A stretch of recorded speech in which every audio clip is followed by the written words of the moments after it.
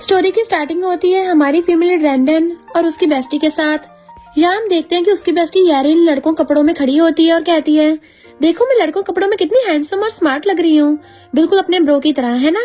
इस पे रैंडन कहती है, हाँ तुमने बिल्कुल ऐसी मेरे साथ शादी भी कर ली, अपना बिग ब्रो बनके। और तब हम उन दोनों के हाथों में एक मैरिज सर्टिफिकेट देखते हैं जिसमें दिखाया जाता है कि रैंडन की शादी उसकी बेस्टी के बिग ब्रो के साथ हो चुकी है। लेकिन असल में उस मैरिज सर्टिफिकेट पर यारिन के बिग ब्रो ने नहीं, यारिन ने साइन किए होते हैं। यानी चुपके से रैंडन और यारिन के भाई की शादी करा दी गई, जिसका अभी तक यारिन के बिग ब्रो मिस्टर जियांग को भी आइडिया नहीं होता। रैंडन थोड़ा डर जाती और कहती है, अगर तुम्हारे बिग ब्रो को इन सब के बारे में पता चल गया और उसने कोई बड़ा हंगामा कर दिया तो मैं क्या करूंगी। इस पे यारिन उसे शांत करते बोलती है, ज्यादा टेंशन लेने की जरूरत नहीं है, वो भी मिलिट्री से वापस आया है और उसके पास काफी पेपर वर्क है, वो भी बिजी रहेगा और तुम भी बिजी रहोगी, आराम से यहाँ रह सकती हो। वैसे भी जैसे तुम्हारा काम कंप्लीट हो जाएगा हम दोनों डाइवोर्स ले लेंगे और किसी को पता भी नहीं चलेगा, तब तक तुम मेरी सिस्टर लॉ बन के यहाँ पे रह लो और मिस्टर जियांग को तो हम छोड़ेंगे नहीं। रैनन कहती है, हाँ मैं भी कैसे मना कर सकती हूँ जब तुम मेरी इतनी हेल्प कर रही हो। यारिन फिर बोलती है, ज्यादा सोचने की जरूरत नहीं है। अब रैनन मनी मन ठान लेती है कि वो मैंग फैमिली के सारे शेयर्स जो उसके पेरेंट्स के थे वो लेकर ही रहेगी और चियांग फैमिली जाए भाड़ में। फिर यारिन कहती है, मुझे तो समझ ही नहीं आता तुम्हारे एक्स ने उस नकली कजन की वजह से तुम पे चीट कैसे किया। अच्छा हो हम दोनों ने रंगे हाथ पकड़ लिया और साथ में मिल गए, वरना पता नहीं कब तक वो दोनों सब कुछ छुपा के रखते हैं। इसके बाद यारिन वहाँ चली जाती है। फिर हम देखते हैं कि रैनन बाथरूम में नहा रही थी, वो बस अपने बाल सुखाकर बाहर आ ही रही होती है कि तभी वहाँ मिस्टर जियांग आता है जो काफी ज्यादा हैंडसम लग रहा था। जैसे मिस्टर जियांग घर में एंटर करता है और सामने इतनी सुंदर लड़की को वॉशरूम के बाहर देखता है, वो काफी शॉक्ड हो जाता है। इसी घबराहट में रैनन फिसल जाती है। यहाँ रैनन जियांग को पहचान नहीं पाती और दोनों कंफ्यूज होते हैं। रैनन उसे धमकाती है, मुझसे दूर रहो वरना मेरा हस्बैंड आ गया तो तुम्हारी पिटाई करके तुम्हारी चटनी बना देगा। वो ये सब गिरते गिरते बोल रही होती है। मिस्टर जियांग उसे संभालने के लिए उसको बाहों में उठा लेता है। रैनन खुद को उसे दूर करने की कोशिश करती है लेकिन फिर भी मिस्टर जियांग से उठाकर सोफे पर बैठा देता है। तभी मिस्टर जियांग की नजर टेबल पर पड़े मैरिज सर्टिफिकेट पर पड़ती है। उसे देखते सब कुछ समझ आ जाता है। फिर वो स्टाइल में सिगरेट स्मोक करते हुए रैनन से पूछता है, अच्छा बताओ तुम्हारा हस्बैंड का नाम क्या है। तब रैनन को रियलाइज होता है कि ये कोई और नहीं बल्कि मिस्टर जियांग ही है और मिस्टर जियांग ये भी समझ जाता है कि ये सब उसकी सिस्टर यारिन की करामात है। रैनन बहुत ज्यादा एम्बैरेस्ड हो जाती है और अपनी कमर में चोट लगने का ड्रामा शुरू कर देती है। साथ ही मन में सोचती है, जो भी हो पर मेरा हस्बैंड तो काफी हैंडसम है। फिर मिस्टर जियांग कहता है, तुम भले ही यारिन की बेस्टी हो लेकिन मैं किसी से भी ऐसे शादी नहीं कर सकता जिसके साथ मेरा कोई इमोशनल कनेक्शन ना हो, इसलिए मैं कल ही तुमसे डाइवोर्स ले लूंगा। ये सुनकर रैनन बहुत ज्यादा टेंशन में आ जाती है क्योंकि उसे अभी अपनी इनहेरिटेंस फैमिली से वापस लेनी थी। उसका प्रोसेस अभी स्टार्ट भी नहीं हुआ होता। अगर कल ही डाइवोर्स हो गया तो उसका पूरा प्लान फ्लॉप हो जाएगा, इसलिए वो तुरंत यारिन को कॉल करके बुला लेती है। यहाँ यारिन अपने सपोर्ट के लिए अपने मॉम डैड को भी ले आती है। उसने उन्हें पता नहीं क्या क्या समझा दिया होता है, जिसके बाद वो भी रैनन और यारिन के साइड में आ जाते हैं। रैनन बड़ी बड़ी आंखें बनाकर और मगरमच्छ के आंसू रोकर बोलती है, देखो मिस्टर जियांग ये मुझे डाइवोर्स देने वाला है। मिस्टर जियांग कहता है, हाँ ये सब जल्दी खत्म हो जाएगा। लेकिन तुरंत ही मॉम डैड मिस्टर जियांग को डांट देते हैं और कहते हैं, ये शादी नहीं टूटने वाली, देखो रैनन कितनी प्यारी लड़की है, कितनी सुंदर है और हमारी फैमिली अपने वर्ड से पीछे नहीं हटती। तुम रैनन से डाइवोर्स नहीं लोगे, तुम कोई बच्चे नहीं हो जो शादी के बाद तुरंत पलट जाओ, और अगर तुमने अभी मेरी बात नहीं मानी तो हम तुम्हारे ग्रैंडपा को बुला लेंगे, वही तुम्हारी अकल ठिकाने लगाएंगे। ये सुनकर मिस्टर जियांग तुरंत चुप हो जाता है क्योंकि उसे पता होता है कि अगर ग्रैंडपा आ गए तो उसकी बिल्कुल नहीं चलने वाली। ऊपर से उनकी तबीयत भी ठीक नहीं रहती, इसलिए वो उन्हें बेकार की टेंशन भी नहीं देना चाहता। अब सबका इतना फोर्स करने के बाद मिस्टर जियांग के पास उनकी बात मानने के अलावा कोई ऑप्शन नहीं बचता, इसलिए वो बिना कुछ कहे वहाँ से चला जाता है। लेकिन उसे अच्छे से पता होता है कि वो जल्दी डाइवोर्स जरूर ले लेगा। मिस्टर जियांग के चाहते रैनन तुरंत अपने लॉयर को कॉल करती है और कहती है कि इनहेरिटेंस ट्रांसफर का प्रोसेस जल्दी से जल्दी स्टार्ट किया जाए। वो फटाफट सारे पेपर्स रेडी करवाती है और उनसे मिलने के लिए निकल जाती है ताकि सब कुछ डिटेल में डिस्कस हो सके। लॉयर बताता है कि मैंने बाकी के सारे डॉक्यूमेंट्स रेडी कर दिए हैं, लेकिन अभी भी तुम्हें अपने हस्बैंड जियांग के सिग्नेचर और कुछ एडिशनल डॉक्यूमेंट्स चाहिए होंगे, तभी हम आगे का प्रोसेस कंप्लीट कर पाएंगे। रैनन उसकी बकवास और ज्यादा सुनना नहीं चाहती, इसलिए वो तुरंत उसे धमकी दे देती है, मुझसे दूर रहो और मेरा हाथ छोड़ो, वरना मैं अभी भी गार्ड्स को बुलाकर तुम्हें बाहर निकलवा दूंगी। इतना कहकर वहां से चली जाती है। उसके बाद रैनन यारिन को कॉल करती है और कहती है जनरल के मेंशन पर पूरी नजर रखें और सारे एविडेंस कलेक्ट करें ताकि उसे जल्दी जल्दी इनहेरिटेंस ट्रांसफर करने का मौका मिल सके। ये सुनकर यारिन कहती है तुम्हें तो टेंशन लेने की जरूरत ही क्या है, इससे बेटर तुम मेरी सिस्टर लॉ बन के रहो।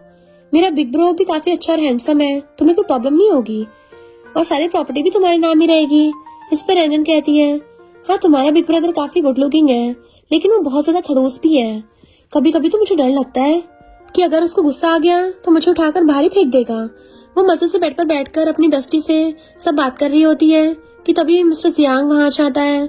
उसे देखते रैनन फिर से अपनी कमर के दर्द का ड्रामा शुरू कर देती है। ये देखकर मिस्टर जियांग कहता है अगर ज्यादा दर्द हो रहा है तो मैं तुम्हारी चोट पर मेडिसिन लगा देता हूँ, इससे तुम्हें थोड़ा आराम मिलेगा। ये सुनकर रैनन थोड़ी हेजिटेट करने लगती है तो मिस्टर जियांग मेडिसिन वहीं रख के जाने लगता है, लेकिन जाते जाते वो फिर पूछता है तुमने खाना खाया था? रैनन कहती हाँ, पर तभी उसके पेट में से गुड़गुड़ की आवाज आने लगी थी जो मिस्टर जियांग क्लियरली सुन लेता है। इसलिए वो तुरंत उसे रेस्टोरेंट चलने के लिए कहता है ताकि उसके पेट के चूहे शांत हो जाए, लेकिन काफी लेट हो चुका होता है। इसलिए मिस्टर जियांग उसके लिए अपने हाथों से उसे रेमन बना के देता है। रैनन टेस्ट करती है तो वो उसे काफी ज्यादा पसंद आ जाता है। मिस्टर जियांग की कुकिंग स्किल्स देख के वो और भी थोड़ी इम्प्रेस हो जाती है। एक पल के लिए उसके दिमाग में ये थॉट भी आ जाता है कि इसकी वाइफ बनने में शायद कोई बुराई नहीं है। तभी मिस्टर जियांग पीछे मुड़ता है और रैनन को इतने प्यार से खाना खाते देखकर कुछ सेकंड के लिए रुक जाता है। रैनन भी उसकी तरफ देखती है और दोनों की आंखें टकरा जाती हैं। वह एक स्वीट सा मोमेंट बन जाता है। रैनन बोल पड़ती है तुम काफी ज्यादा हस्बैंड मटेरियल लगते हो। इस पर मिस्टर जियांग कहता है हम सिर्फ नाम के हस्बैंड वाइफ हैं, तुम्हें कुछ ज्यादा सोचने की जरूरत नहीं है। रैनन थोड़ा ऑकवर्ड होकर कहती है हाँ मैंने बस ऐसे ही कह दिया था। तभी अचानक नाइफ की वजह से मिस्टर जियांग के हाथ में हल्की सी चोट लग जाती है। रैनन तुरंत उसके पास भागकर आ जाती है और फटाफट उसके हाथ पर बैंडेज लगा देती है। साथ ही उसे वार्न भी करती है कि 2 दिन तक इस पर पानी मत डालना वरना चोट और गहरी हो जाएगी। रैनन को थोड़ा बुरा लगता है कि मिस्टर जियांग को उसी की वजह से चोट लग गई है, लेकिन मिस्टर जियांग उसे फिर से खाने पर ध्यान देने को कहता है। उसके बाद रैनन अपने मैसी फेस वाइप करके क्लीन करती है। इसके लिए मिस्टर जियांग थोड़ा सा उसकी तरफ झुकता है। तभी रैनन की नजर मिस्टर जियांग के नेक पर पड़ती है जहाँ कुछ बर्न मार्क्स होते हैं। ये देखकर वो थोड़ी घबरा जाती है और पूछती है ये चोट कैसे लगी? तो मिस्टर जियांग बताता है कि एक मिशन पर था तभी चोट लगी, तुम मत देखो ये थोड़ा अगली और स्कैरी है। इस पे रैनन कहती है ऐसा कुछ नहीं है, मेरी नेक के पास भी एक बर्न मार्क है। ये कहकर वो अपना कॉलर साइड करके उसे दिखाने लगती है। मिस्टर जियांग थोड़ा शर्मा जाता है और अपनी नजरें साइड में घुमा लेता है। रैनन कहती है मुझे तो ये चोट मेरी अपनी लापरवाही की वजह से लगी थी, लेकिन तुम्हारी चोट ये तुम्हारी बहादुरी के निशान है। जरूर तुम्हें किसी को बचाते वक्त लगी होगी। ये एक तरह का मेडल है, इसमें बुरा महसूस करने की कोई बात नहीं है। और फिर वो स्माइल के साथ कहती है वैसे भी ये काफी ब्यूटीफुल है, बिल्कुल किसी बटरफ्लाई की तरह। अब इसके बाद रैनन सोचने लगती है कि वो मिस्टर जियांग से सिर्फ कुछ दिन पहले ही मिली है, फिर भी वो उसका इतना ख्याल रखता है, जबकि रैनन ने अपनी जिंदगी में इतने लोगों को इतने टाइम से जाना था, लेकिन कभी भी किसी ने उस पर इस तरह का प्यार या केयर नहीं दिखाया। वो ये सब सोच ही रही होती है कि अचानक उसके पेट में जोर से दर्द उठने लगता है। मिस्टर जियांग तुरंत भागकर उसके पास आता है और पूछता है तुम्हें क्या हो गया? बट रैनन को समझ ही नहीं पाती। तब मिस्टर जियांग नूडल्स के बाउल को देखकर रियलाइज करता है कि शायद रैनन को फूड एलर्जी हो गई है। वो बिना टाइम वेस्ट किए रैनन को अपनी बाहों में उठाकर हॉस्पिटल ले जाता है। डॉक्टर के ट्रीटमेंट के बाद मिस्टर जियांग रैनन के पास आता है और कहता है तुम्हें क्रैब से एलर्जी है, तुमने मुझे पहले क्यों नहीं बताया? रैनन कहती है मुझे तो खुद नहीं पता था, मैंने कभी क्रैब खाया ही नहीं है, इसलिए मुझे आइडिया नहीं था। ये सुनकर मिस्टर जियांग को उसके लिए काफी बुरा लगता है और कहता है कोई बात नहीं, अब से मैं तुम्हारा और ज्यादा ध्यान रखूंगा। फिर वो थोड़ी देर के लिए रूम से बाहर चला जाता है। तभी कॉरिडोर से गुजरते हुए जियान की नजर रैनन पे पड़ जाती है। वो तुरंत रूम में आ जाता है और रैनन पे चिल्लाने लगा था। वो कहता है मुझे अटॉर्नी फ्रैंक से पता चला है कि तुमने मेरे सर्टिफिकेट और इनहेरिटेंस ट्रांसफर के पेपर्स बनवा लिए हैं। ये सब तुम कब से कर रही हो? मैं तुम्हें थोड़ा सा टाइम क्या नहीं दिया? तुमने नए आदमियों को फंसाना शुरू कर दिया। अब तुरंत अपनी नौटंकी बंद करो, इस आदमी से डाइवोर्स लो और मेरे पास वापस आ जाओ। मैं तुम्हें शिकायत का दूसरा मौका नहीं दूंगा। इस पे रैनन बिल्कुल क्लियरली कहती है अब मेरी शादी हो चुकी है, मुझसे दूर रहो। लेकिन इसके बाद भी जियान जबरदस्ती करने लगता है और बिल्कुल उसी वक्त वहाँ हमारा हीरो मिस्टर जियांग चाहता है। वो बिना सोचे जियान को एक जोरदार पंच मारता है और उसे रैनन से दूर कर देता है। साथ ही उसे सख्त वार्निंग देता है, आज के बाद तुम रैनन के आसपास भी दिखाई मत देना। जियान को वहां से दुम दबाकर भागना पड़ता है क्योंकि उसे समझ आ जाता है कि अभी यहाँ उसकी कोई नहीं चलने वाली। इसके बाद रैनन मिस्टर जियांग को थैंक यू कहती है उसे बचाने के लिए, और यहाँ वो ऑलमोस्ट कन्फेस ही कर देती है। वो मिस्टर जियांग से कहती है, तुम मेरा इतना ख्याल रखते हो, मुझे डर लगता है कि कहीं मैं तुम्हारे प्यार में न पड़ जाऊं। इस पे मिस्टर जियांग प्यार से कहता है, तुम्हें इतना सोचने की जरूरत नहीं है, तुम्हारी और मेरी शादी सिर्फ पेपर्स पर हुई है और अपनी वाइफ को प्रोटेक्ट करना मेरी रिस्पॉन्सिबिलिटी है, अब रेस्ट करो। इसके बाद हम देखते हैं कि एक पार्टी हो रही होती है जहाँ जियान अपनी न्यू गर्लफ्रेंड यानी रैनन की कजन ची के साथ आता है। तो कहता है, देखो ये रैनन भी यहाँ आ गई है, अब इसे जल्दी एहसास हो जाएगा कि मेरी कमी इसे कितनी ज्यादा खल रही है, ये रोते हुए मेरे पास वापस आएगी। इतना बोलकर वो रैनन के पास जाता और बोलता है, देखो तुम मेरी याद आई गई ना, इसलिए तुम भी पार्टी अटेंड करने आ गई मेरे करीब आने के लिए। चिंता मत करो, अभी भी टाइम है, डाइवोर्स ले लो और मेरे पास लौट आओ, मैं तुम्हें अपना लूंगा। उसकी ये बातें इतनी ज्यादा डीमीनिंग होती हैं कि रैनन को बहुत गुस्सा आ जाता है, लेकिन आज उसके पास सपोर्ट के लिए कोई था और वो था उसका प्यारा हस्बैंड मिस्टर जियांग।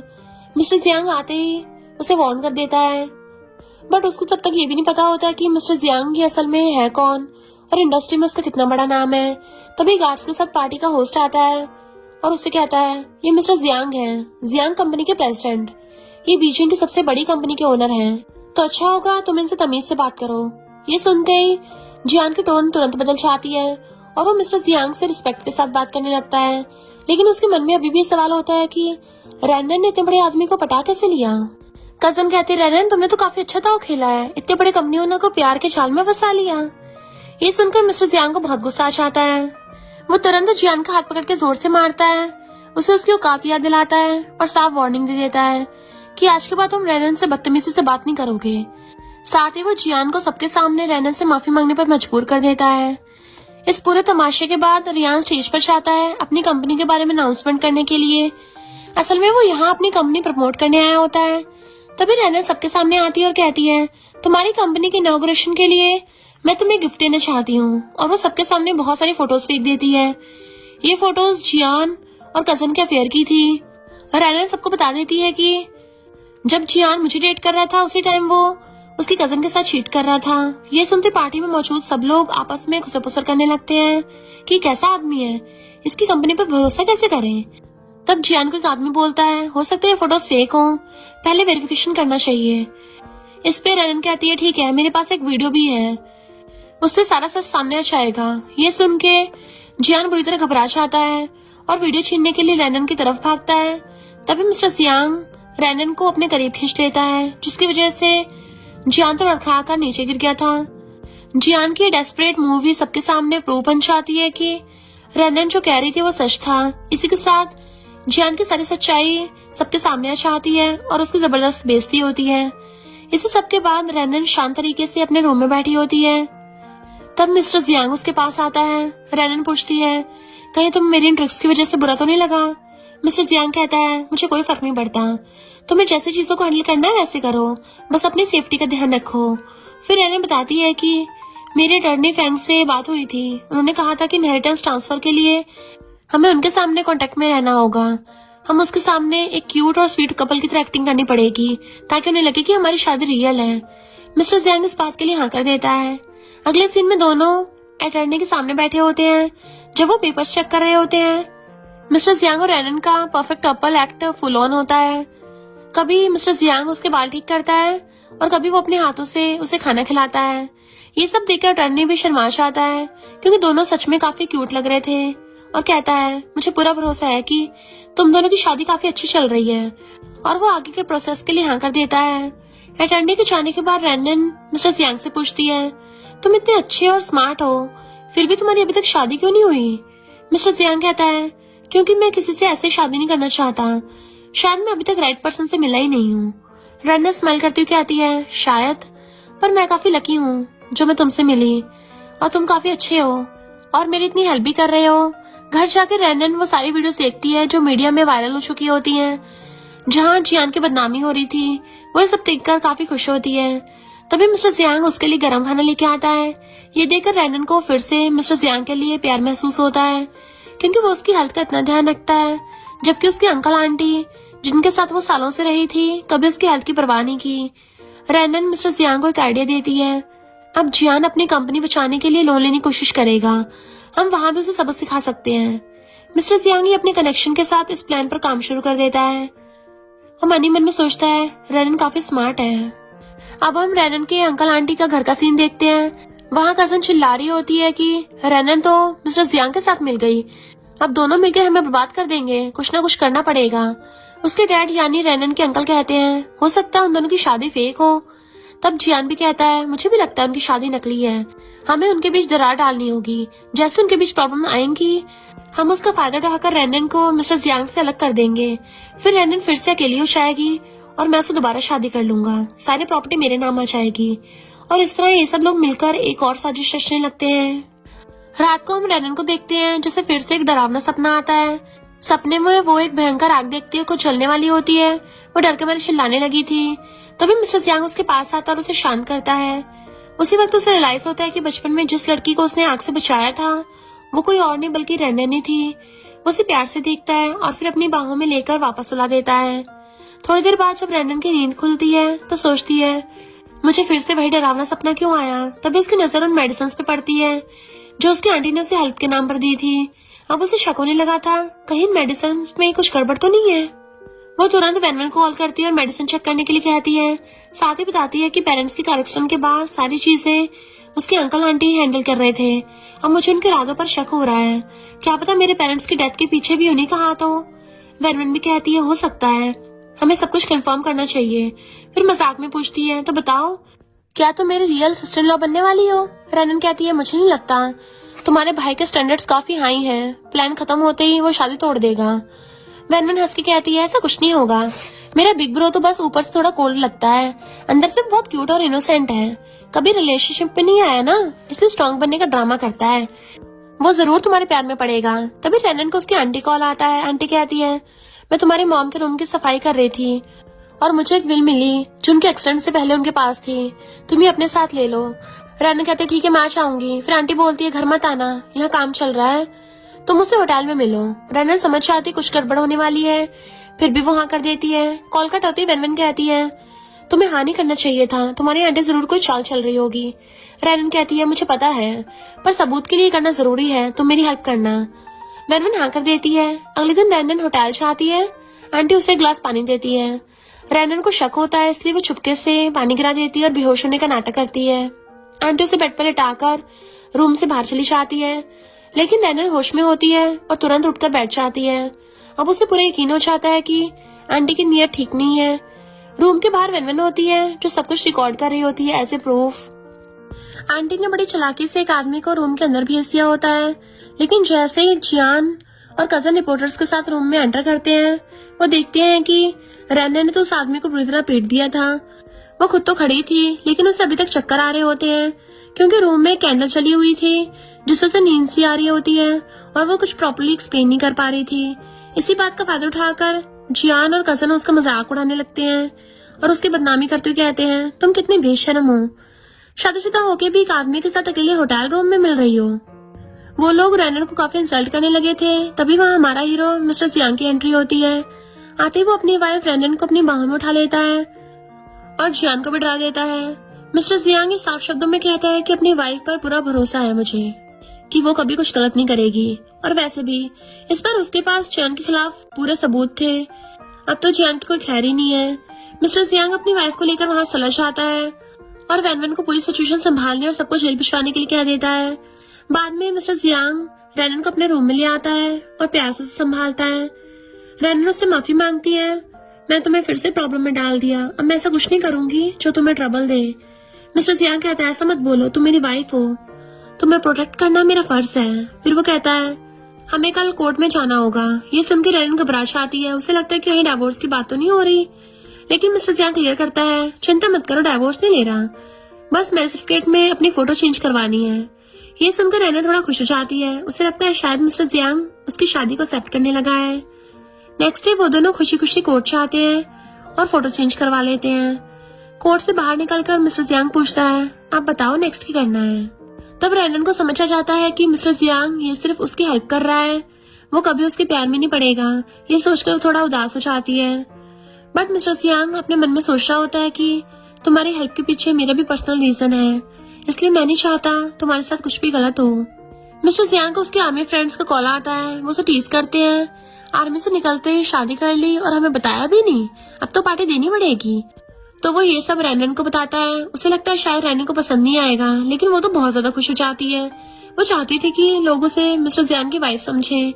सच तो ये था कि वो मिस्टर जियांग से धीरे धीरे प्यार करने लगी थी। बट इसी बीच मिस्टर जियांग के फ्रेंड्स एक वियर्ड बात बोलते हैं। मैंने वेनवेन से सुना था कि तुम्हारी वाइफ का सरनेम भी ची है। तुम्हारे एक पुराने रिलेटिव का सरनेम भी ची ही था ना? मिस्टर जियांग ये बात पर ज्यादा ध्यान नहीं देता। बाद में रैनन वेनवेन से बात करती है तो वेनवेन बताती है कि जो मेडिसिन उसकी आंटी उसे दे रही थी वो बहुत खतरनाक थी। उनसे धीरे धीरे उसका नर्वस सिस्टम डैमेज हो सकता है और वो मर भी सकती थी। अब ये प्रूफ हो चुका था कि आंटी कभी भी रैनन का भला नहीं चाहती थी। हाई चांसेस थे कि रैनन के पेरेंट्स के एक्सीडेंट के पीछे भी वही फैमिली थी। ये जानकर रैनन को दर्द भी होता और गुस्सा भी, क्योंकि पेरेंट्स के बाद उसके आंटी अंकल कोई उससे अपनी फैमिली माना था, पर सच ये था कि वही लोग उसकी फैमिली के दुश्मन निकले। अब रैनन डिसाइड कर लेती है कि वो सबसे पहले अपने पेरेंट्स की मौत का बदला लेगी। वो तुरंत अपने अंकल आंटी घर से आकर अपना सारा सामान ले आती है। अंकल आंटी ड्रामा करते हैं, तुमने हमें बताया होता तो हम तुम्हारे लिए भी खाना बना देते। रैनन उसकी एक्टिंग समझ चुकी होती है। वो कहती है मेरा हस्बैंड नीचे वेट कर रहा है तो मुझे जाना होगा। ये कहकर वो वहां से चली जाती है। पीछे कजन गुस्से में ग्लास फेंक देती है। उसे बर्दाश्त नहीं हो रहा था कि रैनन अब मिस्टर जियांग के साथ रहकर इतनी अमीर और स्ट्रांग हो गई है। तभी अंकल एक शॉकिंग बात बताते हैं, अगर मिस्टर जियांग सच में रैनन के साथ है तो क्यों ना हम दोनों को ही मार दे, इन्वेस्टिगेशन से पहले ही सब खत्म हो जाएगा। अंकल समझ चुका था कि रैनन को उन पर शक हो गया है। घर लौटने के बाद रैनन गहरी सोच में डूब जाती है। उसे अपने बचपन याद आता है जब वो एक बड़ी सी आग में फंस गई थी। उस वक्त एक लड़का था जिसका नाम जाओमेंग था, जिसने उसकी जान बचाई थी। लेकिन उस आग में उस लड़के को भी काफी गहरी चोट लगी थी। आग की वजह से वो नेक के पास बुरी तरह जल गया था। ये यादें याद करते हुए रैनन अचानक रियलाइज करती है कि बिल्कुल इसी जगह पर चोट का निशान उसने मिस्टर जियांग की गर्दन पे भी देखा था। उसके दिमाग में एक शॉकिंग ख्याल आता है, कहीं ये जाओमेंग मिस्टर जियांग ही तो नहीं है। इसके बाद रैनन दोबारा अपने अंकल आंटी घर जाती है क्योंकि उसका कुछ सामान पैकिंग के लिए रह गया था। वो अपने रूम में जाकर शांति से अपना सामान पैक कर रही होती है। तभी कजन वहां जाती है और उसे तंग करने लगी थी। वो रैनन पे झूठे इल्जाम लगाते हुए कहती है, कहीं तुम हमारे घर से चीजें चुरा कर तो नहीं ले जा रही हो। ये सुनकर रैनन का गुस्सा 7वें आसमान पे पहुंच जाता है। अंततः अंकल आंटी भी वहां कर रैनन को परेशान करने लगते हैं। यहाँ तक कि अंकल गुस्से में आकर रैनन पर हाथ उठा देता है। लेकिन बिल्कुल सही वक्त पर मिस्टर जियांग की एंट्री होती है। मिस्टर जियांग तुरंत अंकल को डांट लगाता है, तुम्हारी हिम्मत कैसे हुई मेरी वाइफ पे हाथ उठाने की। ये सुनकर अंकल का रंग उड़ जाता है। वो तुरंत डर के मारे माफी मांगने लगा था। फिर रैनन अपने अंकल आंटी से कहती है कि वो एक रूम अनलॉक करें जो पहले उसके पेरेंट्स का रूम हुआ करता था। लेकिन अंकल आंटी उस रूम को खोलने से मना कर देते हैं क्योंकि उन्हें डर होता है कि कहीं रैनन को उनके खिलाफ कोई सबूत न मिल जाए। ये देखकर मिस्टर जियांग उन्हें सख्त वार्निंग देता है, अभी के अभी रूम खोलो। अंकल आंटी अभी भी घबरा रहे होते हैं तो मिस्टर जियांग खुद ही रूम का दरवाजा खोल देता है ताकि रैनन अंदर जा सके। लेकिन यहीं पर अंकल अपने असली चाल चलता है। वो कुछ गुंडों को बुला लेता है मिस्टर जियांग को पिटवाने के लिए। सब मिलकर मिस्टर जियांग पर हमला कर देते हैं। मिस्टर जियांग अकेला होने के बावजूद उन सबसे लड़ता है, लेकिन इतने लोगों के सामने वो काफी ज्यादा इंजर्ड हो जाता है। फिर भी वो अपनी वाइफ रैनन को उन सबसे बचाने में कामयाब हो जाता है। इसके बाद रैनन किसी तरह मिस्टर जियांग को हॉस्पिटल ले जाती है। पूरा रास्ता उसका दिल गिल्ट से भरा होता है क्योंकि उसे लगता है कि उसकी वजह से मिस्टर जियांग फिर से मुसीबत में फंस गया। वो तुरंत वेनवेन को कॉल करके सब कुछ बता देती है तो उसकी बेस्टी भी सैड हो जाती है और रैनन से प्रॉमिस करती है कि वो ये बात अपने मॉम डैड को नहीं बताएगी ताकि वो लोग और ज्यादा परेशान ना हो जाए।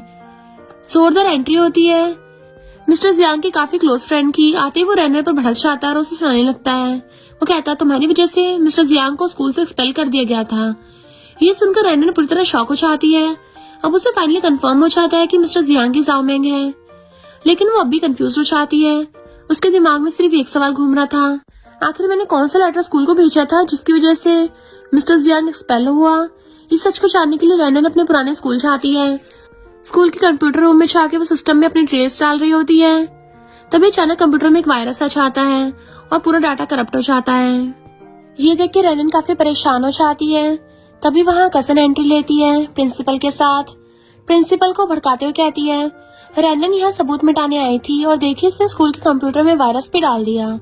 वो जानबूझकर रैनन को और ज्यादा बदनाम करने की कोशिश करती है, लेकिन अब रैनन कोई नेव लड़की नहीं रही थी। वो तुरंत समझ जाती है कि ये पूरा प्लान कजन का है और वो प्रिंसिपल को शांत करते हुए कहती है, आप सोचिए, जिस दिन मैं यहाँ आई उसी दिन कजन भी यहाँ कैसे पहुंच गई और उसे कैसे पता था कि स्कूल में कुछ गड़बड़ होने वाली है। इसके बाद रैनन खुद कंप्यूटर पे काम शुरू कर देती है। सिर्फ कुछ ही मिनट्स में वो वायरस को सिस्टम से कम्प्लीटली रिमूव कर देती है। सिर्फ इतना ही नहीं, उसे ये भी पता चल जाता है कि वायरस डाला किसने था। वो तुरंत स्कूल के पास वाले कैफे का सीसीटीवी निकालती है, जहाँ पे एक छोटा सा बच्चा लैपटॉप पर बैठकर स्कूल के कंप्यूटर में वायरस भेज रहा होता है। रैनन के कहने पर स्कूल गार्ड्स उस बच्चे को बुलाते हैं। बच्चा आते ही सारी सच्चाई उगल देता है। वो प्रिंसिपल को बताता है कि कजन ने उसे पैसे दिए थे ताकि वो वायरस डाल के रैनन को फंसा सके और उसकी रेपुटेशन खराब हो जाए। और यहाँ फिर कजन का पूरा गेम एक्सपोज हो जाता है। कजन वहां से भाग पड़ती है। उसके चाहते सीन पलट जाता है। प्रिंसिपल रैनन की बहुत तारीफ करते हैं, साथ ही वैन को भी अप्रिशिएट करते हैं। वो दोनों को थैंक्स बोलते हैं सच सामने लाने के लिए और स्कूल की रेपुटेशन बचाने के लिए। इसके बाद रैनन सीधा अपने हीरो मिस्टर जियांग के पास पहुंच जाती है, लेकिन मिस्टर जियांग अभी भी कोमा में होता है और इतने दिन हो चुके थे। रैनन पूरी तरह से टूट चुकी होती है। वो मिस्टर जियांग के पास बैठकर उसे क्लीन करने में हेल्प करने लगती है। तभी उसकी नजर उस बर्न मार्क पर पड़ती है। ये देखती रैनन की आंखों में आंसू आ जाते हैं, क्योंकि ये वही चोट थी जो मिस्टर जियांग उसको बचाते वक्त लगी थी। और तभी अचानक मिस्टर जियांग को होश आ जाता है। वो तुरंत रैनन का हाथ पकड़ लेता है। बस फिर क्या, रैनन फूट फूट के रोने लग जाती है और कहती है, तुमने मेरी वजह से कितने सैक्रिफाइस किए हैं, स्कूल में भी, मेरी वजह से आग में भी चले और मेरी वजह से कोमा में भी चले गए।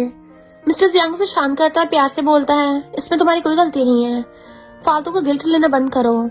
तब रैनन उसे बताती है कि मैंने पिछले कुछ दिनों में काफी कुछ पता लगाया है और वो मिस्टर जियांग को लेटर दिखाती है जो रैनन के नाम से स्कूल भेजा गया था। पर सच ये था कि लेटर रैनन ने नहीं बल्कि उसके अंकल ने लिखा था। ये सुनकर मिस्टर जियांग बस इतना कहता है, मुझे लेटर देखने की भी जरूरत नहीं है, मैं तुम पर हमेशा से भरोसा करता आया हूँ। रैनन इमोशनल होती हुई कहती है, जो भी हो, अब मैं तुम्हारे सारे दुखों का बदला जरूर लूंगी। उन लोगों ने तुम्हें मेरी वजह से बहुत तकलीफ दी है, इसलिए अब मेरा फर्ज बनता है कि मैं उन सबको उनकी जगह दिखाऊं। मिस्टर जियांग को दिल से अच्छा लगता है। उसके पेरेंट्स बचपन में काफी स्ट्रिक्ट थे और उन्होंने कभी उस पर इतना प्यार नहीं दिखाया, लेकिन रैनन वो तो जैसे जन्म से ही उस पर प्यार उठाने लगी हो। कुछ दिन बाद मिस्टर जियांग हॉस्पिटल से डिस्चार्ज हो जाता है। घर आने के बाद रैनन उसका पूरा ख्याल रखती है, उसकी पट्टियां चेंज करती है, ड्रेसिंग करती है और एकदम साइलेंटली उसके साथ खड़ी रहती है। इसी बीच रैनन ने अपनी इनहेरिटेंस को अपने नाम करवाने की पूरी प्लानिंग कंप्लीट कर ली होती है। साथ ही उसे ये भी डिसाइड कर लिया होता है कि वो कजन और जियांग दोनों को मजबूर करेगी ताकि वो सबके सामने मिस्टर जियांग से माफी मांगे। उधर हम देखते हैं रैनन के अंकल अपनी कंपनी में एक बड़ा अनाउंसमेंट करते हैं कि अब से जियांग भी कंपनी का एक इम्पोर्टेंट हिस्सा होने वाला है। रियलिटी ये थी कि रैनन के मॉम डैड की डेथ के बाद अंकल आंटी ने पूरी प्रॉपर्टी और कंपनी कंट्रोल अपने हाथ में ले लिया था और सारा सिस्टम अपने हिसाब से चला रहे थे। जियांग स्पीच देने लगा था, बड़ी बड़ी बातें फेंक रहा था, कंपनी को यहाँ ले जाऊंगा, वहां ले जाऊंगा, और ऑडियंस भी उसकी बातों में आ रही होती है। और जैसा फिल्मों में होता है ना, एक्जैक्टली राइट टाइम पर एंट्री होती है हमारी हीरोइन रैनन की। वो सीधा खड़ी होकर बोलती है, मेरे मॉम डैड की डेथ के बाद आपने पूरी कंपनी कंट्रोल अपने हाथ में ले लिया, मेरा नाम यूज करके कंपनी चलाई और अब आप एक ही बाहर वाले आदमी को कंपनी की कोर टीम में लेके आ रहे हो। ये बिल्कुल गलत है और मैं इसकी परमिशन नहीं देती। ये सुनते काफी बोर्ड मेंबर्स रैनन को सपोर्ट में बोलने लगते हैं। तभी अंकल खुद खड़े हो जाते हैं, चिल्लाकर कहते हैं, तुम ऐसे कैसे बोल सकती हो, अगर मेरे डैड नहीं होते तो इस कंपनी का क्या हाल होता, तुम भी जानती हो, इसलिए हमारा हक बनता है। तो बोर्ड मेंबर्स अंकल की साइड लेने लगे थे। रैनन कहती है, तुम लोग को अंदाजा भी नहीं है पिछले सालों में इन्होंने कंपनी के साथ क्या क्या किया है, और पूरी सच्चाई रिवील करती है। अंकल का सारा काला चिट्ठा खोल दिया था। सालों पहले अंकल ने रैनन की आइडेंटिटी का मिसयूज करके मिस्टर जियांग के खिलाफ एक लेटर लिखा था, जिससे मिस्टर जियांग को स्कूल से निकाल दिया था। इसी लेटर की वजह से मिस्टर जियांग की फैमिली और रैनन की फैमिली के बीच बहुत बड़ी दरार पड़ गई थी एंड इवन बहुत सारे प्रोजेक्ट भी कैंसिल हो गए थे। इतना ही नहीं, अंकल ने अपने पर्सनल प्रॉफिट के लिए प्रोजेक्ट जानबूझकर बर्बाद कर दिए, जिस बीच उन दोनों कंपनी में राइवलरी हो गई और कंपनी को हैवी लॉस झेलना पड़ा। सारे प्रूफ से पता चल जाता है कि अंकल बिल्कुल भी क्लीन नहीं है, कंपनी को सिर्फ अपने फायदे के लिए बर्बाद किया है। बोर्ड रूम में कंप्लीट साइलेंस छा जाता है और गेम यहीं पर रिवर्स हो गया था। अब फिर क्या, अंकल, चीरन और जियांग तीनों को रेनन और मिस्टर जियांग से सबके सामने माफी मांगनी पड़ती है, बिल्कुल वैसे जैसे रेनन ने प्लान किया था। इसके बाद मिस्टर जियांग एक क्लियर अनाउंसमेंट करता है, माफी तभी मिलेगी जब रेनन के हिस्से के सारे शेयर्स उसे उसके पूरे हक के साथ वापस कर दिए जाएंगे। प्लान के मुताबिक रेनन के ग्रेजुएशन के जस्ट बाद सारे शेयर्स ऑफिशियली उसके नाम होने वाले थे। घर आने के बाद मिस्टर जियांग सबसे पहले रेनन से पूछता है, तुमने मेरे लिए इतना सब कुछ करने का सोचा कैसे? क्या मैं तुम्हारे लिए इतना इम्पोर्टेंट हूँ? रेनन भी बिना हेसिटेट बोले हाँ कर देती है। तुमने मेरे लिए इतना सहाया तो मेरे लिए भी इतना करना मेरा हक और मेरी रिस्पॉन्सिबिलिटी थी। मैं तो तुम्हारे लिए बहुत कुछ करना चाहती हूँ। ये सुनते ही मिस्टर जियांग उसको टाइटली हक कर लेता है। ये मोमेंट जैसे उनकी जिंदगी की बॉन्ड का एक नया चैप्टर ओपन कर रहा हो। तभी मिस्टर जियांग को आर्मी स्कूल से कॉल आता है। उसे हेड इंस्ट्रक्टर की पोजीशन के लिए इन्वाइट किया जाता है, क्योंकि आर्मी के टाइम पर वो काफी आउटस्टैंडिंग था। पहले मिस्टर जियांग मना करने की कोशिश करता है, लेकिन उनकी रिक्वेस्ट देखकर हाँ बोल देता है। मतलब अगले महीने से उसे ग्रेजुएशन सेरेमनी से पहले स्टूडेंट्स को मिलिट्री ट्रेनिंग देनी होगी। ये सुनकर मिस्टर जियांग को याद आता है कि रेनन वेनवन तीनों को भी इस मिलिट्री ट्रेनिंग का हिस्सा बनना है। ये बात मिस्टर जियांग के लिए बोनस बन जाती है और वो थोड़ा खुश हो जाता है। उधर अंकल गुस्से से भरा हुआ होता है रेनन की वजह से। अब उनका फ्यूचर ऑलमोस्ट फाइनेंशियल डाउनफॉल की तरफ जा रहा था। तब जियांग को आइडिया देता है, लिन फैमिली की बेटी लिंसी जल्दी अब्रॉड से वापस आ रही है। वो चीरन की एज की है। अगर उन दोनों की बॉन्डिंग हो जाए तो बिजनेस में काफी ज्यादा प्रॉफिट हो सकता है। एटलीस्ट हम कंगाल होने से बच जाएंगे। ये सुनकर चीरन लिंजी से फ्रेंडशिप के लिए रेडी हो जाती है। अब हम देखते हैं नैंडन और वेनवेल मिलिट्री ट्रेनिंग कैंप पहुंच चुके होते हैं। दोनों काफी एक्साइटेड होती हैं, क्योंकि ट्रेनिंग के बाद रैंडन सिर्फ ग्रेजुएट ही नहीं हुई होगी, बल्कि कंपनी के सारे शेयर्स भी ऑफिशियली मिल जाएंगे। तभी वहाँ लिंजी आती है और उसके साथ चीरन भी होती है। पिछले कुछ दिनों में उन दोनों के बीच में अच्छी फ्रेंडशिप हो चुकी होती है। यहीं से नया ड्रामा स्टार्ट होता है। चीरन नैनन की कान भर देती है कि लिंजी और मिस्टर जियांग बचपन के बहुत क्लोज फ्रेंड्स थे। इतने क्लोज कि एक टाइम पर उनकी एंगेजमेंट भी हो चुकी थी। सबका मानना था कि उन दोनों की शादी होगी, लेकिन अचानक मिस्टर जियांग ने किसी और से शादी कर ली, जो थी रैनन, जिससे रैनन इनसिक्योर होने लगती है। लेकिन फिर वेनवेन तुरंत क्लैरिफाई करती है कि हाँ, बचपन में लिंसी और मिस्टर जियांग क्लोज थे, एंगेजमेंट भी हुई थी, बट बात कभी आगे नहीं बढ़ी। और सच बताऊं, मैंने कभी लिंसी को अपनी सिस्टर इन लॉ नहीं माना। मेरी सिस्टर इन लॉ सिर्फ तुम हो रैनन, तुम टेंशन मत लो। और वैसे भी मिस्टर जियांग अब तुम्हें पसंद करने लगा है। पर फिर भी रैनन के दिल में इनसिक्योरिटी के बीज बो दिए थे चीरन ने। वो सोचने लगती है, कहीं मिस्टर जियांग आज भी लिंसी को तो पसंद नहीं करता, कहीं मैं बीच में तो नहीं आ गई। तभी इसी बीच प्रिंसिपल की एंट्री होती है, जो सारे स्टूडेंट्स के साथ उनके इंस्ट्रक्टर को भी लेकर आते हैं। और इंस्ट्रक्टर कोई और नहीं, मिस्टर जियांग ही होता है। उसे देखकर वेनवेन और लिंसी दोनों बहुत खुश हो जाती हैं, लेकिन नैनन थोड़ी कंफ्यूज रह जाती है। उसके दिमाग में सिर्फ एक ही थॉट चल रहा होता है, कहीं मिस्टर जियांग लिंसी से मिलने के लिए तो नहीं आया। उसके बाद मिस्टर जियांग बिना टाइम वेस्ट किए सबकी ट्रेनिंग स्टार्ट करवा देता है। ट्रेनिंग का लेवल काफी टफ होता है, सब स्टूडेंट्स को हैवी रनिंग करनी पड़ती है। इस वजह से रैनन काफी ज्यादा थक जाती है। वहीं वेनवेन उसका ख्याल रखती है, बार बार उसके पास आती है, उसे इंकरेज करती है। और पानी देने के लिए मिस्टर जियांग रैनन के पास जाने वाला होता है, लेकिन तभी लिंसी बीच में आ जाती है और खुद वाटर बॉटल लेने लगती है। उसका एटीट्यूड थोड़ा ऑड होता है, जैसे उसे ये लग रहा हो कि मिस्टर जियांग खुद उसके लिए पानी लाने वाला था। लिंसी मिस्टर जियांग से बात करने की कोशिश करती है, उसे अपॉलॉजी भी मांगती है। वो बिना बताए अब्रॉड चली गई थी। उन दोनों को बात करते हुए देखकर रैनन को मूड ऑफ हो जाता है। धीरे धीरे उसे जेलसी होने लगी थी, उसके दिमाग में डाउट्स आने लगे थे और वो खुद को इनसिक्योर फील करने लगती है, चाहे वो ओपनली कुछ न कहे। पर फिर मिस्टर जियांग खुद लिंसी से डिस्टेंस बना लेता है और सीधा रैनन के पास आता है। वो उसे पानी देने और बात करने की कोशिश करता है, लेकिन रैनन बिना कुछ बोले वहां से चली जाती है। बेचारा मिस्टर जियांग कंफ्यूज होकर खड़ा रह जाता है, सोचता है कि बिना कुछ कहे वो क्यों चली गई। उधर चीची मौका देखकर लिंसी की कान भरने लग जाती है। वो रैनन के बारे में उल्टा सीधा बोलती है, कहती है कि रैनन ने मिस्टर जियांग को मैनिपुलेट किया है। वो एक गोल्ड डिगर है जिसने उसकी फैमिली में भी प्रॉब्लम्स क्रिएट की थी और शेयर्स तक छीन लिए थे। लिंसी को वार्न करती है रैनन से दूर ही रहना बेटर है। ये सब सुनकर लिंसी के दिमाग में रैनन की इमेज काफी नेगेटिव बन जाती है। वहीं मिस्टर जियांग बिना डिले के सीधा अपनी रैनन के पास पहुंचता है और उसे सारी सच्चाई बता देता है। वो क्लियरली बोल देता है कि वो यहाँ इंस्ट्रक्टर बनकर सिर्फ रैनन के लिए आया है और लिंसी के साथ उसका कुछ भी नहीं है, बस बचपन के दोस्त थे और अब ऐसा वैसा कुछ भी नहीं बचा। ये सब जानकर रैनन थोड़ा रिलैक्स होती है। उसके बाद मिस्टर जियांग वहां चला जाता है। मिस्टर जियांग के जाने के बाद लिंसी आकर रैनन को टॉन्ट करने लगती है। वो बोलती है कि अभी मिस्टर जियांग मुझसे नाराज है, जैसे उसका गुस्सा शांत होगा वो तुम्हें साइड कर देगा, इसलिए ज्यादा खुश होने की जरूरत नहीं है। पर रैनन भी कम नहीं होती, वो शांति से जवाब देती है, तुम अपनी आंखों का चेकअप करा लो, हम दोनों हस्बैंड वाइफ हैं और तुम एक थर्ड पर्सन हो, हमारे बीच में बोलने का तुम्हारा कोई हक नहीं है। घर आकर रैनन फिर से मिस्टर जियांग की ड्रेसिंग और मरहम पट्टी करने लगती है, उसकी पुरानी चोटों का ख्याल रखती है। तब मिस्टर जियांग को याद आता है कि वैनवन ने बताया था कि लिंसी की वजह से रैनन थोड़ा इनसिक्योर फील कर रही है, इसलिए वो बिना घुमा फिरा के डायरेक्टली रैनन से पूछ लेता है। वो दोबारा क्लियर करता है कि लिंसी और वो सिर्फ बचपन के दोस्त हैं और उसके अब्रॉड जाने को लेकर भी उसके दिल में कोई गुस्सा नहीं है। रैनन सब सुन लेती है, लेकिन फिर भी उसका भरोसा पूरी तरह से सेटल नहीं होता। लिंसी की बातें उसके दिमाग में अटक चुकी होती हैं।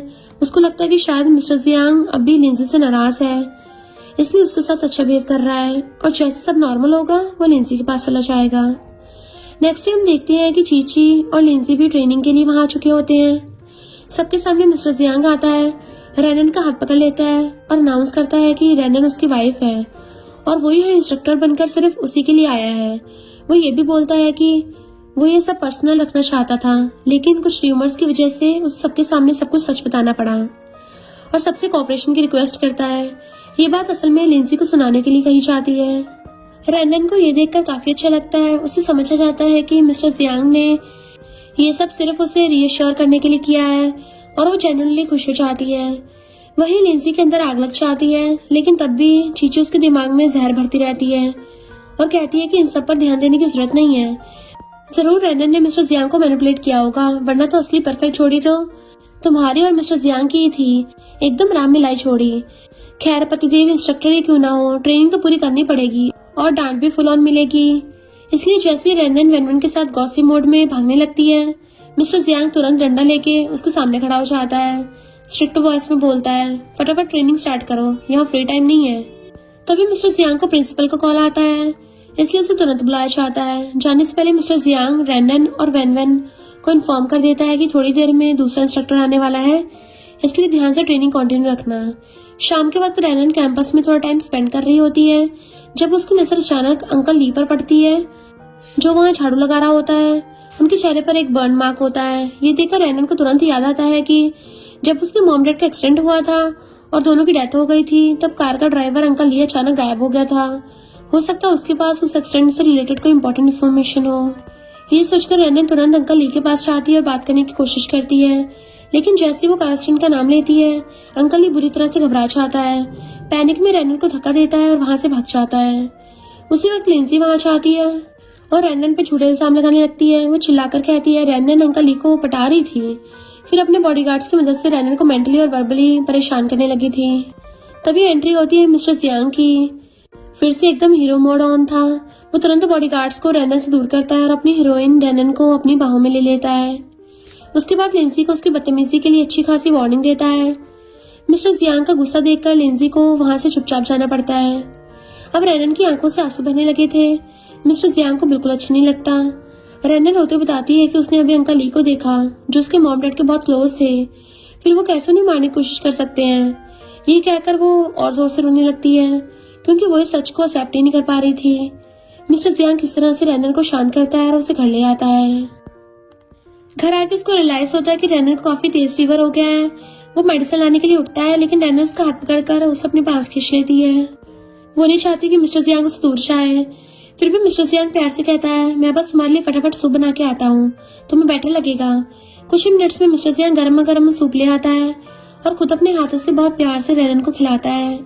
अब तो मोमेंट फुल सॉफ्ट हो चुका होता है। रैनन उससे चिपक जाती है और उसे क्यूट सी आवाज में पूछती है, सच बताओ, क्या तुम मुझसे प्यार करने लगे हो? मतलब तुम मेरी रिस्पॉन्सिबिलिटी ले रहे हो? तो वो स्माइल करता हुआ सीधा जवाब देता है, हाँ, बट सिर्फ रिस्पॉन्सिबिलिटी नहीं, मेरे लिए तुम मेरी रिस्पॉन्सिबिलिटी से भी कहीं ज्यादा हो। एक्चुअली रैनन अभी मेडिसिन के इफेक्ट में होती है, इसलिए थोड़ी ज्यादा इमोशनल और इम्पल्सिव बिहेव कर रही थी। फिर वो दोबारा पूछ बैठती है, तो मैं सिर्फ तुम्हारी रिस्पॉन्सिबिलिटी हूँ? मिस्टर जियांग क्लियर बताता है, नहीं, तुम मेरी रिस्पॉन्सिबिलिटी नहीं हो, तुम मेरा साथ हो, मेरे साथ रहना प्लीज हमेशा। ये सुनते रैनन का दिल पिघल जाता है। वो चुपचाप एक छोटा सा वीडियो अपने फोन में रिकॉर्ड कर लेती है, एक स्वीट मेमोरी की तरह, और फिर बिना सोचे समझे एकदम डायरेक्टली उसको लिप किस कर देती है। मिस्टर जियांग के लिए तो ये मोमेंट शॉकिंग होता है। साथ ही साथ बहुत स्पेशल भी। वो प्यार से रैनन को सुला देता है जैसे प्रीशियस चीज हो। अगली सुबह जब रैनन की आइज खुलती है तो वो अपने फोन में वही वीडियो देखती है। वीडियो में मिस्टर जियांग ने अपनी सारी फीलिंग्स ऑनेस्टली कन्फेस की होती है।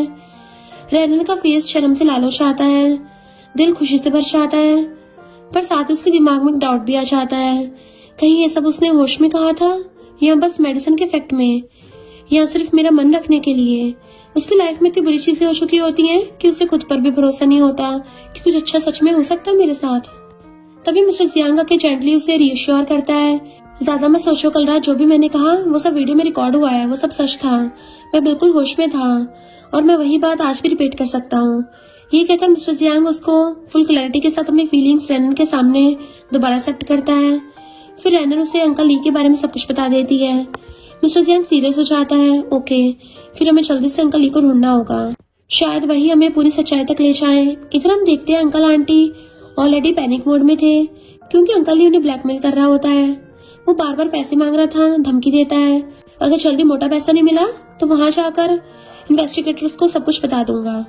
प्रेशर में आके अंकल डिसाइड करता है कि प्रॉब्लम ही खत्म कर देते हैं, मतलब अंकल ली को टपका डालते हैं। पर प्लॉट ट्विस्ट आता है। मिस्टर जियांग और रैनन ऑलरेडी फुल प्लानिंग के साथ अंकल ली तक पहुंच चुके होते हैं। पहले वो अंकल ली से सच बुलवाने की कोशिश करते हैं। जब वो चुप रहता तो रैनन गेम पलट देती है। वो अंकल ली के सामने उसकी बेटी की फोटोज रख देती है जो एक अच्छे बड़े स्कूल में पढ़ रही होती है। रैनन क्लियरली वार्न करती है, अब तक मेरे अंकल तुम्हें पैसे दे रहे थे तुम्हारा मुंह बंद रखने के लिए, लेकिन अब वो खुद फंस चुके हैं तो तुम्हें पैसे देने वाला कोई नहीं बचेगा। इससे बेटर है तुम मेरे साथ कोऑपरेट करो, मैं तुम्हें जो प्राइस चाहिए वो दूंगी, बट सच बोलना पड़ेगा। और यही अंकल ली सब कुछ रिवेल कर देता है। वो कन्फेस करता है कि रैनन की अंकल आंटी ने उसे फोर्स किया था उसके बच्चों की जान की धमकी देकर।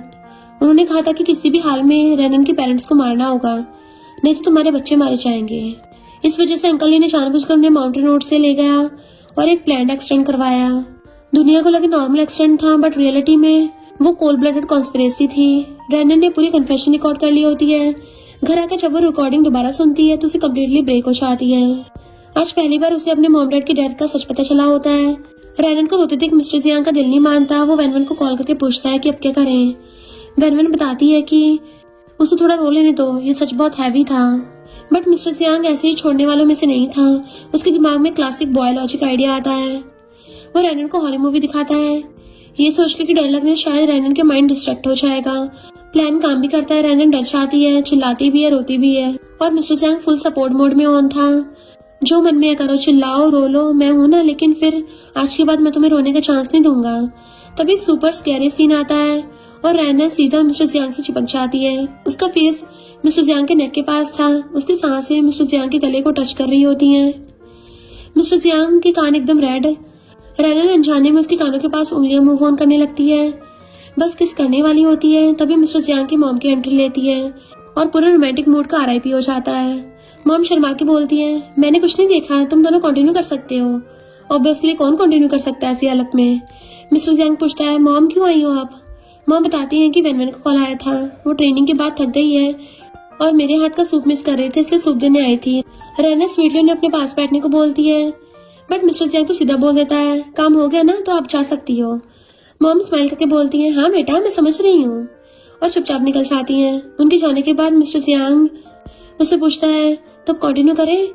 तो वो शर्मा के हाँ बोल देती है। मिस्टर जियांग फुल हक से अपनी वाइफ रैनन को उठाकर प्यार से बेड पर बैठा देता है। आगे क्या होगा आप सबको बताइए, अब इनको प्राइवेसी दे दो। नेक्स्ट मॉर्निंग जब रैनन उठती है तो पूरा थक गई होती है और बोलती है, मिस्टर जियांग का स्टाइल तो बिल्कुल रिटायर्ड मिलिट्री मैन जैसा ही है। मिस्टर जियांग किचन से सूप बनाकर लाता है जो रैनन फुल एंजॉय करती है। तभी मिस्टर जियांग की मॉम का कॉल आता है, बताती है कि ग्रैंडपा की बर्थडे पार्टी आ रही है और इस पर मिस्टर जियांग को रैनन के साथ आना ही होगा। इधर हम देखते हैं चीची फुल रेज मोड में ऑन होती है। रीजन लिंजी ने उसे सबके सामने थप्पड़ मार दिया था और ऑनेस्टली उसका कारण भी सॉलिड था, क्योंकि चीची ने लगातार लिंजी के कान भर रही थी। इस वजह से लिंजी की पब्लिक में काफी बेइज्जती हो चुकी थी। अब सीन ये है कि चीची की इंसल्ट हो चुकी थी, ईगो क्रश, और उसे अब लिंजी से बदला भी लेना है। तभी जियांग उसे एक आइडिया देता है जिसके थ्रू वो रैनन और लिंजी दोनों से बदला ले सकती है। चीची तुरंत उस प्लान पर काम शुरू कर देती है। Cut to the next scene. रैनन और वैनवन एक रेस्टोरेंट में बैठे होते हैं, आपस में बातें कर रहे होते हैं। तभी एक वेट्रेस आकर उन्हें फ्री फूड ऑफर करती है। बोलती है, मैम ये हमारा न्यू आइटम है, सैंपल के लिए प्लीज ट्राई करके बताइए कैसा लगा। दोनों बेस्टीज को थोड़ा शक होता है और जैसे वो पीछे देखते हैं उनकी नजर चीची पड़ती है और दोनों बेस्टी को एक ही थॉट आता है, अगर चीची यहाँ पे है तो कुछ ना कुछ गड़बड़ तो जरूर होगी। वेनवन खाने को स्मेल करके तुरंत बोलती है, इसमें सी फूड है और हमें पता ही है रेनन को सी फूड से कितना ज्यादा एलर्जी है। रेनन तो न समझ आती है कि ये सब कल की ग्रैंडपा की बर्थडे पार्टी के लिए सेटअप है। प्लान ये है कि रेनन की तबीयत खराब हो, फेस पे रिएक्शन आए और पार्टी में उसकी फुल ऑन इंसल्ट हो, पर रेनन भी अब कोई बच्ची नहीं है। वो कहती है चलो इनका प्लान ही इनके खिलाफ यूज करते हैं। फिर वो थोड़ा थोड़ा खाना खाने की एक्टिंग करती है। दूर खड़ी चीची ये सब देखकर खुश हो रही होती है। वो साइड में जाकर फोन पे बोलती है, रेनन ने वो खा लिया। सी फूड की डोसेज में इतना ज्यादा कंट्रोल रखा है कि आज कोई रिएक्शन नहीं होगा, लेकिन कल तक इसका फेस पूरा रेड और रैशेस से भर जाएगा। पार्टी में ये बहुत फनी और एम्बैरेसिंग लगेगा। नेक्स्ट डे ग्रैंडपा की बर्थडे पार्टी फुल स्विंग में होती है। हॉल पूरा ब्यूटीफुली डेकोरेट होता है। एंट्री होती है वेनवन और रेनन की। रेनन ने अपने फेस पर एक व्हाइट मास्क कपड़े से ढक रखा था, लेकिन फिर भी वो अपनी ड्रेस में बहुत ज्यादा प्रिटी लग रही थी। वेनवन के साथ अपनी दोनों बेस्टीज पार्टी में लिटरली शाइन कर रही होती हैं। मिस्टर जियांग के डैड रेनन से पूछते हैं, बेटा फेस क्यों कवर किया है? रेनन बोलती है, तबीयत थोड़ी ठीक नहीं है डैड, आप चिंता मत करिए। ये बात जियांग, चीची और लिंजी भी सुन रहे होते हैं। वो लोग ऑलरेडी रेडी होते हैं ताकि जैसे मौका मिले रेनन का फेस अनकवर करके उसकी इंसल्ट करेंगे। रेनन सबको कैसे बताती है कि मिस्टर जियांग थोड़ी देर में आने वाला है। तभी ग्रैंडपा एंट्री लेते हैं और स्टेज पे अनाउंसमेंट करते हैं। वो बोलते हैं, मेरे प्यारे पोते मिस्टर जियांग को अपनी लाइफ पार्टनर मिल चुकी है जिससे वो बहुत प्यार करता है और जिसके साथ अपनी फैमिली आगे बढ़ाने वाला है। फिर वो रेनन को स्टेज पे इनवाइट करते हैं। रेनन भी खुशी खुशी स्टेज पे आके खड़ी हो जाती है। तभी एक अनोइंग रिलेटिव बोल उठती है, ग्रैंडपा आपकी बहू ने फेस कवर क्यों किया है, कोई प्रॉब्लम है क्या? ग्रैंडपा तुरंत उसे डांट देते हैं, ऐसे सवाल क्यों पूछ रही हो? पर क्राउड में कुछ लोग मजाक मजाक में कहने लगते हैं, कहीं फेस पे एलर्जी या कुछ सीरियस तो नहीं है? और बस शीशे जाने रेनन का फेस कवर हटा देती है। पूरे हॉल में साइलेंस और नेक्स्ट सेकंड शॉक। रेनन का फेस बिल्कुल नॉर्मल नहीं बल्कि एक्स्ट्रा ग्लोइंग, एक्स्ट्रा प्रिटी लग रहा होता है। सब लोग इम्प्रेस हो जाते हैं, कॉम्प्लीमेंट चालू हो जाते हैं कि आपकी डॉटर बहुत ब्यूटीफुल है। चीची और लिंसी का तो बीपी हाई हो जाता है। उन्होंने एक्सपेक्ट किया था टोमेटो रेड फेस और यहाँ पे तो ग्लोब निकला। रेनन उन दोनों को शॉक्ड फेस देखकर इंटरनली फुल एंजॉय कर रही होती है। ग्रैंडपा फिर से लिंसी को हल्का सा डांट देते हैं। तभी लिंसी के डैड एंट्री मारते हैं अपनी बेटी को डिफेंड करने के लिए। जैसे ही रेनन उनका फेस देखती है उसको याद आ जाता है कि उसने लिंसी के डैड को किसी और लड़की के साथ देखा था और वो लड़की उनकी बेटी की एज की थी। लिंसी के डैड बोलते जा रहे होते हैं और रेनन को मजबूरन सबके सामने वही फोटोज दिखानी पड़ती हैं जिसमें क्लियरली उनका अफेयर एक्सपोज होता है। हॉल में पूरी लिंसी फैमिली की इज्जत मिट्टी मिल जाती है। सिर्फ इतना ही नहीं, रेनन यहाँ पर चीची, लिंसी और जियांग की पूरी कॉन्स्पिरेसी भी एक्सपोज कर देती है कि कैसे उन लोगों ने मिलकर उसे सी फूड खिलाने की कोशिश की ताकि उसे एलर्जी हो और पार्टी में उसकी इंसल्ट हो। लेकिन तभी जियांग बोलने लगता है, ये सब रेनन की साजिश थी लिंसी के डैड को सिर्फ बेइज्जत करने के लिए। ये काफी गलत लगता है सबको, पर तभी मिस्टर जियांग सामने आता है, क्लियरली बताता है कि रेनन ने ये फोटो अनजाने में लिए थे। मैं भी वहीं पर प्रेजेंट था और उस टाइम रेनन लिंसी के डैड को जानती तक नहीं थी। अब सीन पलट जाता है। ग्रैंडपा लिंसी की फैमिली के साथ सारे रिलेशन तोड़ देते हैं जाते जाते, बट एंड में ग्रैंडपा मिस्टर जियांग और रेनन को साथ देखकर काफी इम्प्रेस हो जाते हैं। दोनों साथ में जनरली परफेक्ट लग रहे होते हैं। ग्रैंडपा प्रॉमिस करते हैं कि रेनन की फैमिली के सारे प्रॉब्लम्स भी वो खुद सॉल्व करेंगे। अंकल आंटी की सारी प्लानिंग और प्लॉटिंग एक्सपोज करके रेनन को उसका राइटफुल प्रॉपर्टी और इनहेरिटेंस दिलवा कर ही रहेंगे। नेक्स्ट सीन में दिखाया जाता है कि रेनन के अंकल को घर से निकाल दिया गया है और उनके नाम के सारे शेयर्स ऑफिशियली रेनन के नाम पे ट्रांसफर हो जाते हैं क्योंकि वही असली हकदार है। अंकल के सारे कारनामे ऑलरेडी रिवेल हो चुके होते हैं। अब वो किसी को बाहर मुंह दिखाने लायक नहीं बचे और तो ऑफिशियली कंगाल हो चुके होते हैं। इधर मिस्टर जियांग और रेनन की हैप्पी लाइफ की प्रॉपर शुरुआत हो जाती है। सब कुछ बैलेंस, पीसफुल और परफेक्ट होता है। दोनों अपनी लाइफ की जीत सेलिब्रेट कर रहे होते हैं। बस फाइनल डॉक्यूमेंट साइन करना बाकी होता है जिसके लिए अटर्नी बैंक से कॉल आ जाता है। इधर जियांग रेनन के अंकल के पास हेल्प मांगने चाहता है क्योंकि उसकी खुद की कंपनी भी डूब चुकी होती है। वो अपना घर गिरवी रख के पैसे मांगता है लेकिन अंकल सीधा मना कर देता है, ऊपर से थपड़ा भी मार देता है। जियांग फिर शीची के पास जाता है क्योंकि उसे लगता है कि वो उसकी बातों में आ जाएगी। थोड़ी देर बाद जियांग वहीं पहुंच जाता है जहां मिस्टर जियांग रेनन अटर्नी के साथ डॉक्यूमेंट साइन करने आए होते हैं। अटर्नी मिस्टर जियांग थोड़ी देर के लिए साइड होते हैं। जियांग रेनन के पास आकर भीख मांगने लगा था। वो फिर से ड्रामा करता है, चीची की बुराई करता है कि मैं बस उसके झूठ में आ गया था, वरना मैं हमेशा तुमसे प्यार करता था। अब मुझे रियलाइज हो गया है, प्लीज मुझे एक्सेप्ट कर लो। पर रेनन बिल्कुल भी उसकी बातों में नहीं आती, सीधा मना कर देती है। ये देखकर जियांग गुस्से में रेनन पर चाकू से अटैक करने वाला होता है, लेकिन मिस्टर जियांग बिल्कुल सही टाइम पर आकर उसका हाथ पकड़ लेता है। पीछे की तरफ इतना जोर से मोड़ता है कि हड्डी चटक जाती है। रेनन तुरंत पुलिस को कॉल कर लेती है और फाइनली जियांग को उसकी सजा मिल गई थी। रात को रेनन पूरी सर्च करती है, सब कुछ पता लगा लेती है। उसके अंकल ने कहाँ पैसों की धोखाधड़ी की थी और कैसे उसके मॉम डैड की प्रॉपर्टीज बेच दी थी। वो तुरंत अंकल शाह को कॉल करती है और सारे लूज एंड्स क्लोज करने का डिसाइड लेती है। रेना ऑफिशियली अंकल आंटी के खिलाफ केस फाइल कर देती है। उसे ये सब करते बिल्कुल भी अच्छा नहीं लगता, क्योंकि मॉम डैड के बाद उसने सच में अंकल आंटी को अपनी फैमिली माना था, लेकिन उन्होंने उसके साथ बहुत बड़ा धोखा किया। वो अपने मॉम डैड की फोटो देखकर रो पड़ती है। तब मिस्टर जियांग आता है, उसके आंसू पोंछता है, उसे गले लगा के कंसोल करता है और बताता है कि अंकल आंटी के खिलाफ सारे सॉलिड प्रूफ कलेक्ट हो चुके हैं, इंक्लूडिंग ये कि कैसे उन्होंने पैसे देकर मॉम डैड के अगेंस्ट साजिश रची थी। उन्हें मारने के लिए उन्हें सजा तो मिलनी चाहिए, जिसपे रेनन भी हामी भरती है। कुछ दिन बाद मिस्टर जियांग रेनन अकेले घूम रहे होते हैं। रेनन बताती है कि कैसे एक्सीडेंट वाले दिन मॉम डैड ने प्रॉमिस किया था मुझसे कि वापस आने के बाद शॉपिंग पे ले जाएंगे, लेकिन वो कभी लौट कर ही नहीं आ पाए। उस दिन के बाद से रेनन ने टॉफीज खाना भी छोड़ दिया था, जबकि बचपन में उसे बहुत ज्यादा पसंद थी। अब जब सबका बदला पूरा हो चुका होता है, वो पूरे दिल से टॉफी खाती है और मिस्टर जियांग को भी टेस्ट करने के लिए देती है। मिस्टर जियांग प्यार से एक्सेप्ट करता है। तभी वेनवेन को कॉल आता है। वो बताती है कि उसकी ग्रेजुएशन सेरेमनी होने वाली है, तो वो बहुत एक्साइटेड थी। इस बात पे वेनवेन अपने भाई मिस्टर जियांग को पकड़कर कन्विंस करने लगती है कि अब उसे जल्दी से रेनन को अपने दिल की बात बोल देनी चाहिए। ग्रेजुएशन डे से बेटर और कोई दिन नहीं हो सकता। वेनवेन फुल ऑन प्लानिंग बताती है। मिस्टर जियांग भी फाइनली रेडी हो जाता है। ग्रेजुएशन सेरेमनी का डे आता है। वेनवेन रेनन को बहुत प्यार से स्पेशली रेडी करवाती है। रेनन को थोड़ा सा डाउट होता है कि इतना ज्यादा क्यों तैयार करवा रही है, पर बेस्टी के आगे उसकी चलती कहाँ है। ग्रेजुएशन के बाद वेनवेन और रेनन साथ में काफी सारे फोटोज क्लिक करवा रहे होते हैं। फिर वेनवेन रेनन को स्कूल ग्राउंड में ले जाती है, वही जगह जहाँ मिलिट्री ट्रेनिंग हुई थी।